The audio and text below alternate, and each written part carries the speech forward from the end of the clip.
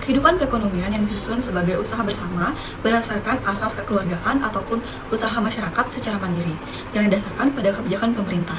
Nah, perekonomian Indonesia tribulanan dalam kurun waktu 2019 sampai 2024 yang diukur berdasarkan PDB atas dasar harga berlaku dan PDB atas dasar harga konstan menunjukkan tren yang meningkat. Nah, jika dilihat pada angka produk domestik bruto atau PDB, kinerja pada masa kepemimpinan Presiden Joko Widodo menunjukkan hasil yang sangat positif. Nah, di mana pada tahun 2019 produk domestik bruto Indonesia menunjukkan hasil yang sangat positif dengan pertumbuhan mencapai 5,2%. Nah, perekonomian Indonesia pada tahun tersebut tercatat dengan nilai PDB atas dasar harga berlaku mencapai 15 triliun. Nah, hal ini mencerminkan stabilitas dan juga kekuatan pertumbuhan ekonomi Indonesia sebelum terjadinya pandemi COVID-19. Namun, situasi berubah drastis pada tahun 2019 ketika pandemi COVID-19 mulai menyebar di Indonesia, yang dimana PDB mengalami penurunan yang cukup signifikan, yaitu sebesar 2,95% akibat dampak ekonomi dari pandemi. Nah, penurunan ini mencerminkan tantangan yang sangat besar yang dihadapi oleh banyak negara termasuk juga Indonesia. Nah, setelah periode penurunan tersebut, Indonesia mulai menunjukkan tanda-tanda pemulihan yang kuat. Nah, pada tahun 2022, PDB Indonesia tumbuh sebesar 5,1% yang tercatat dengan nilai PDB atas dasar harga berlaku sebesar 19 triliun lebih tinggi dibandingkan dengan pertumbuhan tahun 2021 yang hanya 3,69%. Nah, hal ini menunjukkan bahwa meskipun terdapat tantangan besar akibat pandemi, ekonomi Indonesia berhasil bangkit dan juga menunjukkan tren pertumbuhan yang positif. Nah, menurut kelompok kami, kinerja dari Bapak Presiden Joko Widodo pada periodenya yang kedua sudah cukup baik. Nah, terutama mengingat tantangan besar yang muncul akibat pandemi COVID-19. Nah, dalam menghadapi krisis tersebut, pemerintah secara cepat melakukan refocusing dan juga relokasi anggaran yang diprioritaskan pada penanganan kesehatan, pemulihan sosial, dan juga ekonomi. Yang dimana hal ini menunjukkan komitmen Presiden Joko Widodo dalam melindungi rakyat dari dampak pandemi. Nah, selain itu, Presiden juga mendorong transformasi di berbagai sektor melalui transformasi digital dan juga reformasi kebijakan. Nah, dukungan besar juga diberikan kepada UMKM dan koperasi sebagai upaya untuk memperkuat sektor yang paling terdampak oleh pandemi COVID-19. Nah, pemerintah juga mengeluarkan kartu prakerja untuk membantu para pekerja yang mengalami pemutusan hubungan kerja atau PHK karena pandemi. Nah, kemudian pemerintah membuat Undang-Undang Cipta Kerja untuk mengatasi masalah pengangguran yang selalu bertumbuh dengan penciptaan lapangan pekerjaan. Nah, walaupun pandemi memberikan beberapa kesulitan, namun pemerintah dengan kepemimpinan Presiden Bapak Joko Widodo mampu mengatasi itu semua dengan ketegasan dan juga respon yang sangat cepat terhadap situasi, sehingga di mana mampu menjaga stabilitas dan juga mendorong kebangkitan ekonomi yang ada di Indonesia. Kebijakan populer yang sudah dilakukan pemerintah Indonesia dalam meningkatkan kinerja perekonomian. Nah, adapun kebijakan pemerintah yang telah diterapkan di Indonesia sebelum COVID, saat COVID, dan sudah COVID-19. Nah, pertama saya akan menjelaskan kebijakan pemerintah yang dilakukan sebelum terjadinya pandemi COVID-19. Sebelum pandemi COVID-19, pemerintah Indonesia telah melaksanakan beberapa kebijakan untuk meningkatkan kinerja perekonomian. Beberapa di antaranya yaitu yang pertama ada pembangunan infrastruktur. Salah satu faktor terbesar yang mendorong pertumbuhan ekonomi adalah infrastruktur. Pemerintah telah berinvestasi dalam infrastruktur termasuk jalan umum, jembatan, sistem pembangunan limbah, dan fasilitas lainnya. Yang kedua ada insentif pajak. Kebijakan insentif pajak sebagai komponen utama dalam belanja pajak harus benar-benar melalui proses selektif, terukur, terstruktur melalui kajian yang mendalam. Yang ketiga ada pemberdayaan UMKM. UMKM perlu menyiapkan diri untuk memasuki pasar digital. Hal tersebut berbanding paralel dengan kebijakan pemerintah yang mengusahakan terdorongnya transformasi digital dalam UMKM guna meningkatkan produktivitas. Selanjutnya, kebijakan pemerintah pada saat terjadinya COVID-19. Pandemi COVID-19 merupakan keadaan darurat pada suatu sektor, yaitu sektor kesehatan, di mana COVID-19 ini memberikan efek berimbas pada sektor lainnya, yakni pada sektor sosial, ekonomi, dan juga kesejahteraan masyarakat. Pandemi COVID-19 ini memicu terjadinya krisis ekonomi global, di mana COVID-19 ini memberikan dampak yang signifikan terhadap perekonomian global, dan salah satunya yaitu di Indonesia. Dengan adanya fenomena tersebut, maka pemerintah mengeluarkan beberapa kebijakan untuk menangani permasalahan ekonomi yang terjadi selama masa pandemi, yaitu yang pertama ada bantuan sosial, yang kedua program pemulihan nasional atau PEN, yang ketiga program kartu prakerja, yang keempat melancarkan refokus anggaran, dan yang kelima ada Omnibus Law. Dan yang terakhir kebijakan pemerintah sesudah terjadinya COVID-19, yaitu pemerintah melakukan kebijakan fiskal dengan harapan dapat mengurangi dampak negatif pada perekonomian Indonesia yang disebabkan oleh pandemi COVID-19. Selain itu, kebijakan ini bertujuan agar menggerakkan kembali usaha para pelaku usaha termasuk UMKM.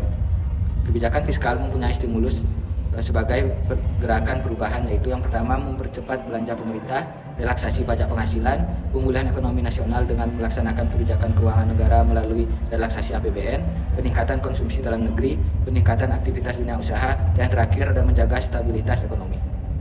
Kontribusi sektor manufaktur pada PDB dari tahun 2019 sampai tahun 2024. Yang pertama, pada tahun 2019, sektor manufaktur memberikan kontribusi sekitar 19,7% terhadap total PDB Indonesia. Sektor ini mencatat pertumbuhan yang stabil sebelum pandemi COVID-19 melanda. Tahun 2020 menjadi tantangan besar bagi sektor manufaktur akibat dampak dari pandemi. Meskipun demikian, kontribusi sektor ini tetap penting, berkontribusi sekitar 19,87% terhadap PDB. Kemudian selanjutnya pada tahun 2021, sektor manufaktur menunjukkan pemulihan dengan kontribusinya menurun dibandingkan tahun sebelumnya,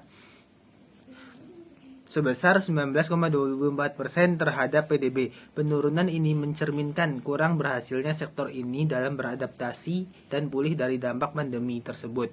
Kemudian pada tahun 2022, rata-rata kontribusi sektor manufaktur terhadap PDB Indonesia tercatat sekitar 18,34%. Kontribusi dari sektor ini terus menurun dikarenakan dampak dari pandemi COVID-19 yang dimana banyak pabrik yang gulung tikar. Kemudian pada tahun 2023, sektor manufaktur memberikan kontribusi sebesar 18,67% terhadap PDB nasional.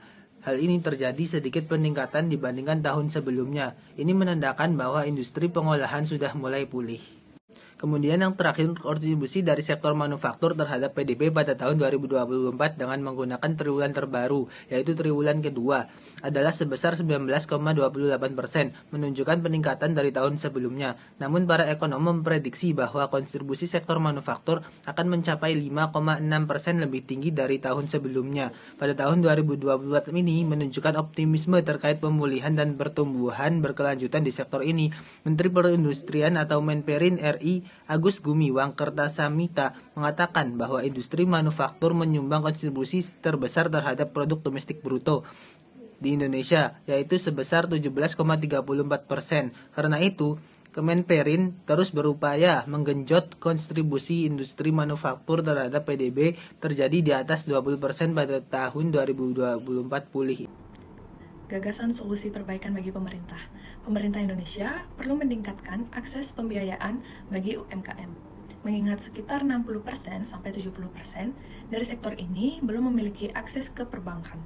Hal ini dapat dilakukan melalui program kredit mikro atau kemudahan dalam mendapatkan pinjaman dengan bunga yang lebih rendah. Diperlukan sistem kontrol internal yang lebih terintegrasi, memanfaatkan kemajuan teknologi untuk meningkatkan efisiensi kerja dan pengawasan UMKM. Nah, hal ini diharapkan dapat membantu UMKM dalam mengelola sumber daya dan meningkatkan kinerja mereka.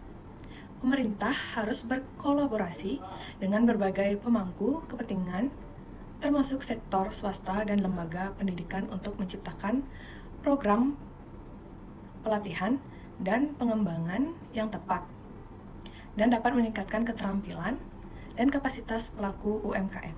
Sebelum masuk ke pembahasan analisis IHK dan juga inflasi, biarkan saya untuk menjelaskan pengertian dari IHK dan juga inflasi. IHK atau indeks harga konsumen adalah angka indeks yang menggambarkan perubahan harga barang dan jasa yang dikonsumsi oleh masyarakat secara umum pada suatu periode tertentu dengan periode waktu yang telah ditetapkan. Sedangkan inflasi adalah terjadinya kecenderungan kenaikan harga barang dan jasa secara umum yang terjadi terus-menerus dalam periode tertentu. Hal ini mengakibatkan penurunan daya beli uang sehingga setiap unit mata uang menjadi kurang bernilai seiring berjalannya waktu. Indeks harga konsumen atau IHK mengalami fluktuasi signifikan dalam beberapa tahun terakhir. Kenaikan IHK yang terjadi secara berkala berdampak langsung pada daya beli masyarakat akibat meningkatnya harga barang dan jasa. Perubahan yang ditunjukkan oleh indeks harga konsumen dari tahun 2019 hingga 2024 menggambarkan tingkat kenaikan inflasi dan juga penurunan atau deflasi dari suatu barang dan jasa. Terhitung pada bulan Agustus 2019, IHK di Kota Singaraja nilainya sebesar 146,5. Hal ini menunjukkan adanya sedikit kenaikan harga sebesar 43,1 hingga 46,5%. Namun pada tahun 2020 nilai IHK mengalami penurunan yang sangat signifikan diakibatkan pandemi COVID-19, di mana nilai IHK berkisar 104 sampai 106%. Kemudian pada tahun 2021 IHK Kota Singaraja mulai menunjukkan peningkatan secara bertahap dan stabil. Nilai IHK-nya sebesar 107,2 sampai 108,74. Hal ini menunjukkan adanya pemulihan ekonomi. Lalu pada tahun 2022 IHK mengalami peningkatan yang signifikan sebesar 108,51 sampai 113,96%. Pada tahun 2023 tren IHK terus meningkat sebesar 114,85 sampai 118,67. Namun tahun 2024 nilai IHK malah mengalami penurunan dibanding tahun 2020, yang dimana nilai IHK berkisar sekitar 15,43 sampai 19,99%. Penurunan ini menunjukkan adanya upaya stabilisasi harga dan inflasi di Kota Singaraja yang dilakukan oleh pemerintah. Pemerintah mungkin mengambil tindakan ataupun langkah-langkah untuk mengendalikan harga kebutuhan pokok. Dari data inflasi di atas dapat diketahui bahwa pada tahun 2019, inflasi di Kota Singaraja menunjukkan pola yang bervariasi di mana ada beberapa periode yang mengalami peningkatan, namun juga ada beberapa periode yang mengalami penurunan harga atau deflasi.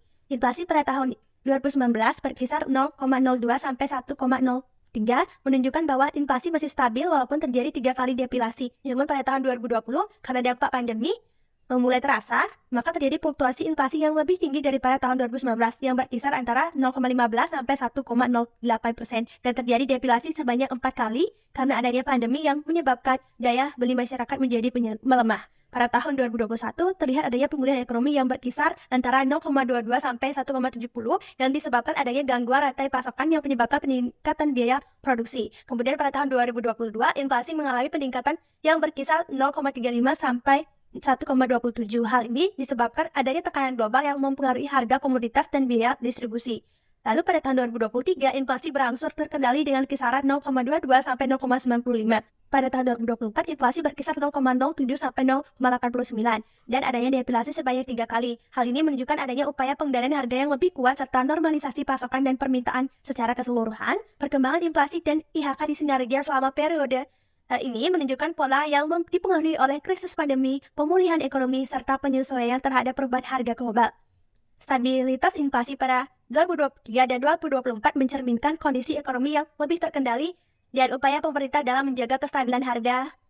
Gagasan solusi perbaikan bagi pemerintah Kota Singaraja. Gagasan solusi perbaikan yang bisa diberikan pada pemerintah Kota Singaraja untuk menanggulangi peningkatan inflasi dan menjaga stabilitas harga di Kota Singaraja. Terdapat beberapa langkah yang bisa diterapkan pemerintah berdasarkan data inflasi yang menunjukkan ketidakstabilan harga sepanjang periode 2019 hingga 2024. Yakni dengan cara meningkatkan sektor pertanian dengan cara melakukan penguatan terhadap ketahanan pangan dan produk lokal dengan cara mendukung produksi pangan lokal melalui pemberian pelatihan bagi petani. Pemerintah juga dapat mendorong pemberdayaan ekonomi masyarakat melalui pelatihan keterampilan kerja dan pengembangan usaha mikro kecil dan menengah atau UMKM. Dengan meningkatkan keterampilan dan peluang usaha, masyarakat akan memiliki sumber pendapatan yang lebih baik dan dapat menghadapi kenaikan harga dengan daya beli yang lebih kuat.